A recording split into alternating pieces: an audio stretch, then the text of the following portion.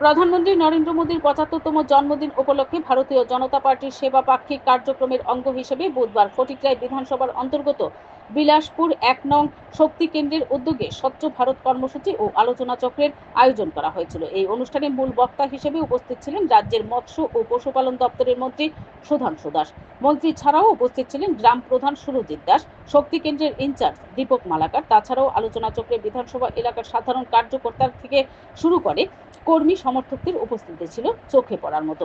এদিন আলোচনা করতে গিয়ে মন্ত্রী সুধাংশু দাস বলেন, স্বাধীন ভারতবর্ষ পরপর ৩বার অকংগ্রেসী প্রধানমন্ত্রী হয়ে ইতিহাস লিখেছেন নরেন্দ্র মোদীজি। তিনি প্রধানমন্ত্রী হবার পর রাজনীতির সংজ্ঞা পাল্টে দিয়েছেন। তিনি বলেছেন, আমরা শাসক নই, আমরা জনতার সেবক। আর ওনার মতো প্রধানমন্ত্রীর নেতৃত্বে কাজ করতে পেরে আমি নিজেকে ধন্য মনে করছি বলে অভিমত ব্যক্ত করেছেন মন্ত্রী Sudhanshu Das. Bureau report, BTV Tripura news.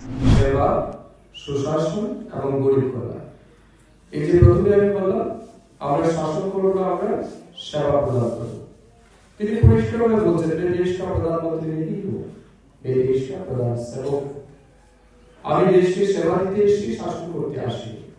যার ফলে আমরা প্রথম কোনো ব্যক্তি দেখেছি যিনি ওই যারা রাস্তায় ময়লা পরিষ্কার করে, যারা আবর্জনা পরিষ্কার করে শহরে, তাদেরকে ডেকে নিয়ে তাদের পা ধুয়ে তাদেরকে প্রণাম করে বস্ত্র দান করার মতো প্রথম বিশ্বের বুকে, শুধু ভারতের বিশ্বের বুকে প্রথম কোনো প্রধানমন্ত্রী আমরা পেয়েছি।